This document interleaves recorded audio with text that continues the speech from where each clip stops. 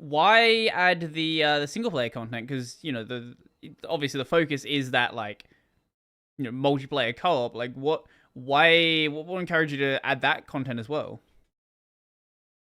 Yeah, it's been basically the response from playtesters. We've been trying to get the game out to a few influencers, giving the Steam key out, taking it to playtesting events, and we've talked to a lot of people. And the response we've been getting is that people really they enjoy in different ways. Obviously, Mhm. the party game vibe.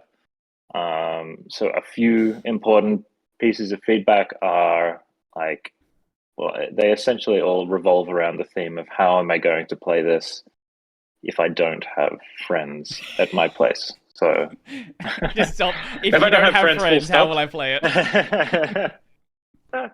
Yeah, that's one way to say it. If I don't have friends, then yes, then the single player experience is kind of what solves that. So Mhm. we've received the feedback, will you have any single player content a few times. So that's basically what we want to do with that is just kind of have like, and it's like, the asterisk is that it'll be a very small experience. Like the Mhm. core experience of our game is multiplayer party game. Mhm. So it's essentially a way to practice on your own, I suppose, Mhm. just on the side. And the other avenue for that kind of question is how do I play? I don't have friends locally, or maybe friends in the same country, which I think is a lot of gamers. A lot Mhm. of people have a lot of gamers have friends who are mostly online friends who they've never necessarily met Mhm. in person. So um, solving that kind of problem is where we would love to implement online multiplayer. Mhm. So in the and that wouldn't be very deep initially. So we're not going to have matchmaking. It's just going to be connecting with friends or having like a friend code. And we're still, to be honest, trying to figure out how we're going to do that within the time and within our budget. So it's actually something that we really, really want to implement, Mhm. but it's still not completely confirmed. Mhm. And so, yeah, single player, online multiplayer, that's kind of the next thing. Those are the next priorities for us and what we're focusing on. I know that one of the things Alex brought up was people have suggested like, oh, can we do like PC like play like enemy characters like, oh, can we have like NPCs who are like we battle against instead of actual people.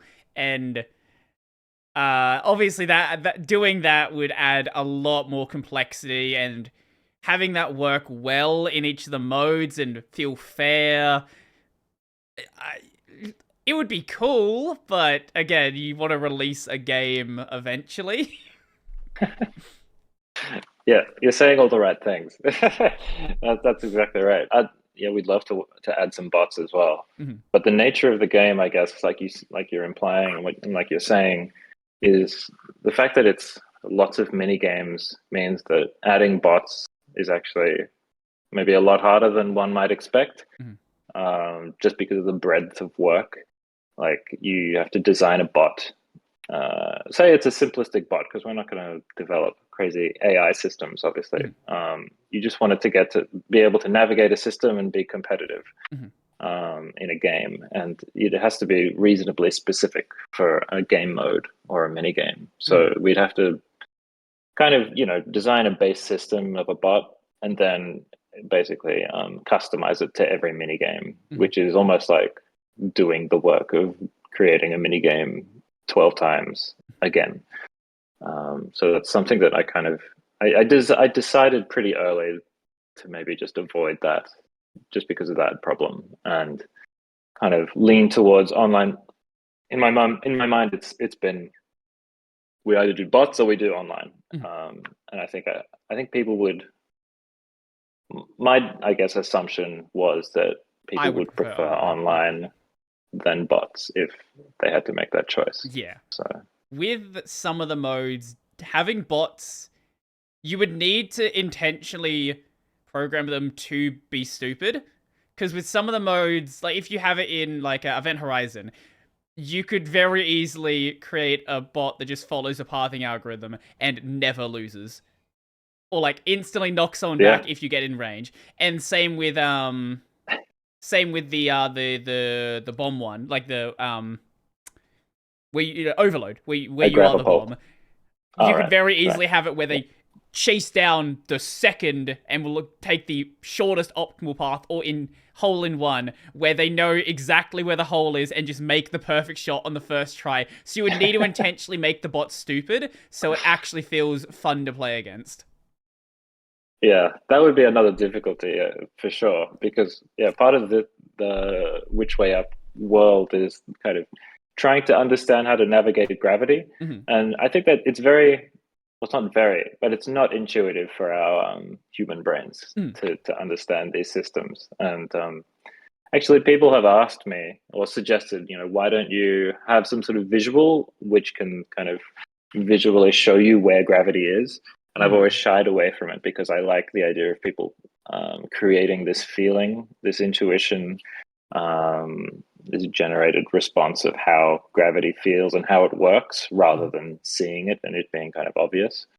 I think after I you've done think a that's couple part of of the rounds, fun. you get a general feel for it. Like I can understand that on like Yeah. your first maybe like run or two, but after I feel like after me and a couple of friends had played it like 3 or 4 times, um, one of my friends was getting too good at it, so Alex handed him the Switch controller and was like, "You can play on this one now."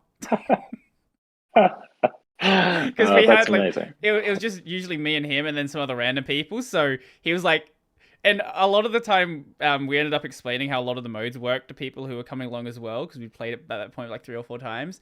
So he was like, just stop it, don't be mean to the new people. Let them have fun with the game as well.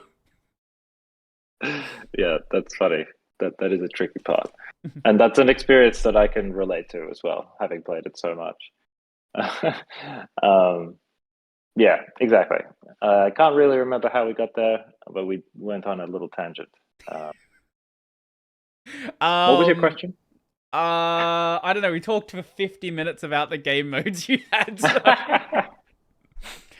I think I was talking about. You uh, mentioned the visual feedback on gravity.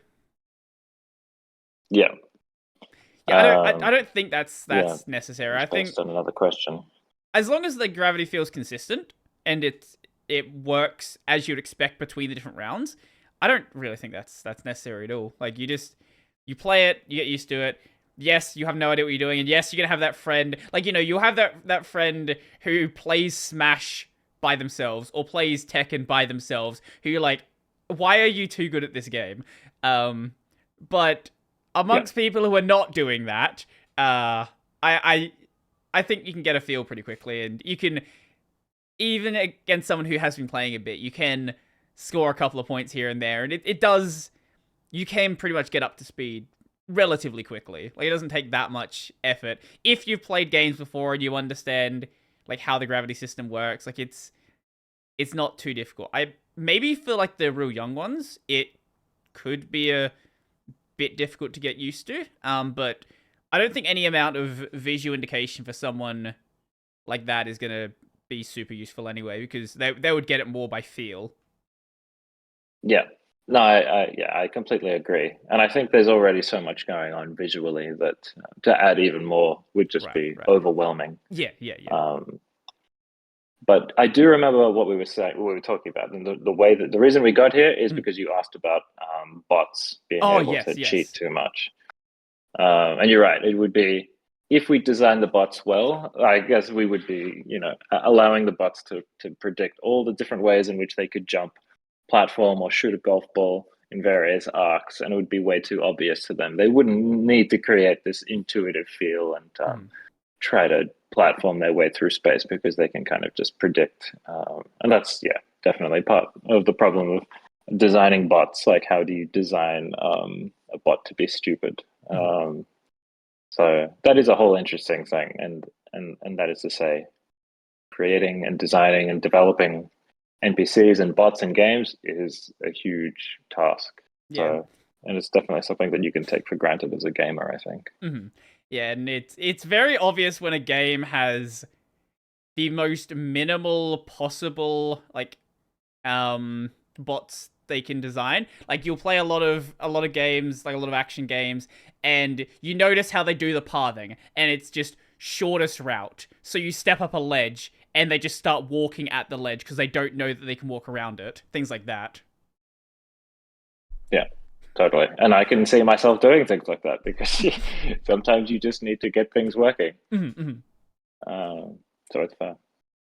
So how many characters are there at this point? We've got 7 characters in the game. They're all, people ask this question a lot, so they don't differ functionally. It's just an aesthetic thing. We'd love to put a couple more characters in, maybe on an update after we release, or maybe in a DLC. So we have a few more kind of in the queue ideas, space-related celestials. But yeah, at the moment we just have the 7.